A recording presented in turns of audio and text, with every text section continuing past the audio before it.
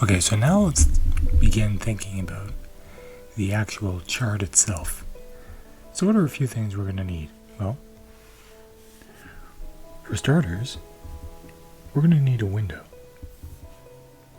So we need a window that will represent the chart. Then we're going to need some sort of an axis for the price and an axis for time.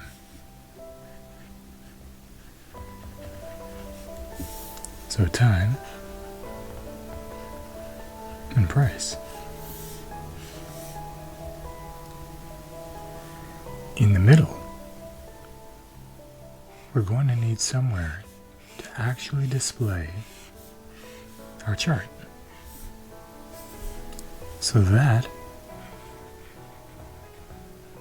we can call a canvas.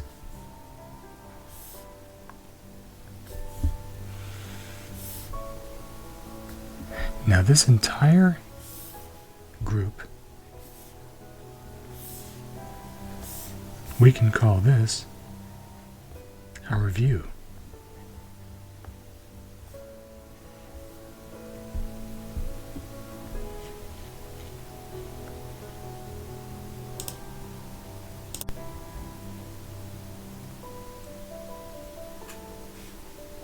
So we're going to need a J chart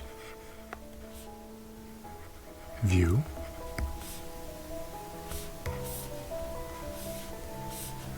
We'll need a J chart canvas.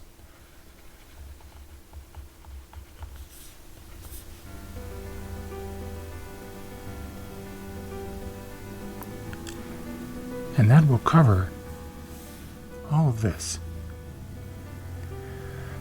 Then the next question is, well, how do we actually get the information into this window? So we'll need to have our bar. How do we get that data inside the window? So we'll need a way to do that. And what we'll need is we'll need another class, and that will be our JChart model. So these are the three classes that we'll create in order to mimic this.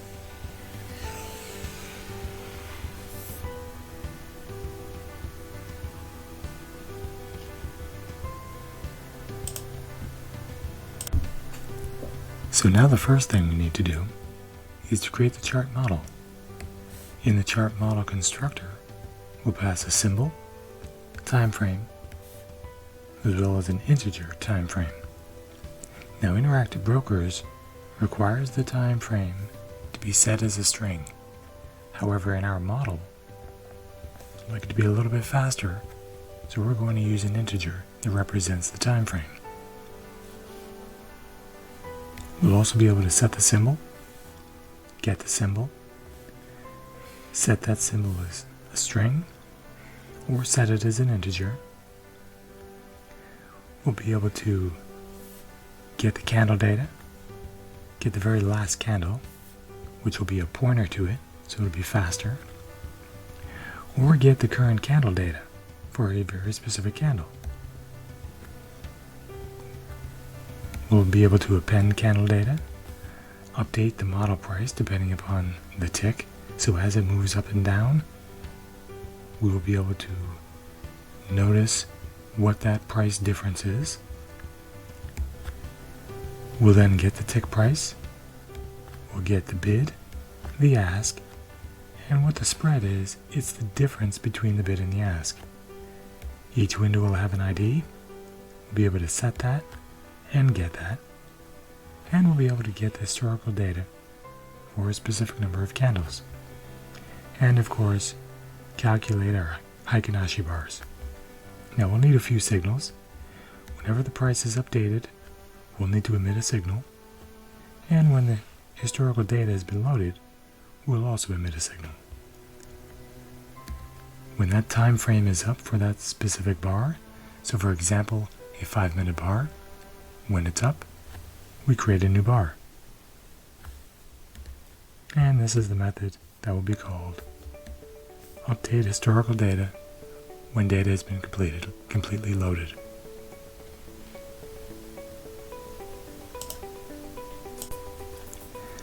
So now let's take a look at the chart view. So the chart view will need to have something that will return a current chart. We'll also need a way to compute the visible vertical range. A way to get the vertical range. A way to calculate the minimum and the maximum candle value. We'll want to get candle widths. Set the candle widths. Same with spaces. And we'll need to know how many candles there are on each window. We'll also need a way to set the number of candles on each window. We'll need to know what the outline width is. We'll also need to be able to set it. We'll have to update the chart canvas. And a way to scroll to the end of the chart would be nice. So after a new bar is created, it will scroll to the end of the chart. Now we'll need a way to turn our prices into coordinates on the XY coordinate system. We'll also need another way to be able to take our price and convert it to pixels, which we can display on the screen. We'll have to format our price based on a double, and we'll need a way to extract our price from a timestamp. We'll need price marker labels, price markers, time labels, and we'll need crosshair markers. We'll need to be able to draw the price wherever the mouse position is, as well as draw at the time where the mouse position is. Our auto scroll function, and a way to update colors. Now all of this will be happening in a paint event within Qt. Our slots, we'll need to update the chart view, and we'll need a way to handle the price updates.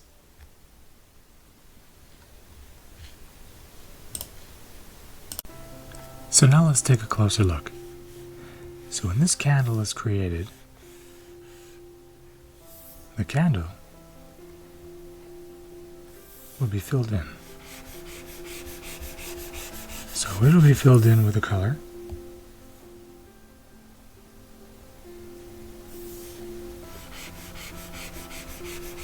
This will be our candle. And we'll need a way to determine the outline width of the candle, which is here, as well as the overall width of our candle, and then the space between the two. So that's why we had that candle width and candle space. The next thing we'll need to know is, well, what happens if we have one candle that's this size? And what happens if it goes off the screen? Well, we have to be able to adjust our X and Y axis so that these two will scale depending upon the size of these candles. So that's what that vertical range was.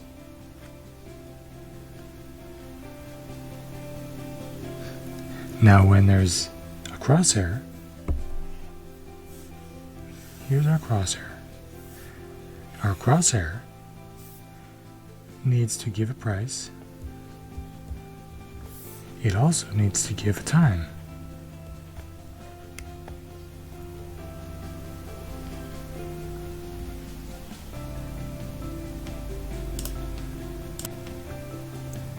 So now that we have our canvas, we understand how we'll make a candle, how we'll make the canvas, how we'll create our chart and our axis, the first thing we should do is let's make a crosshair pointer.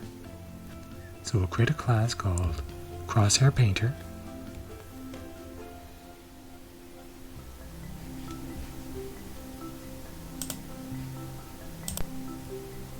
Okay, so now let's take a look at our Crosshair Painter. So we'll create this, pass in the chart canvas so we can paint on it. Oops. Then in the paint event, we'll get our mouse position for X, get the mouse position for Y, set our pen. This will be painting in Y, and then this will be painting in X. And it'll paint across the screen in X and vertical in Y. So let's go ahead and compile and test it out.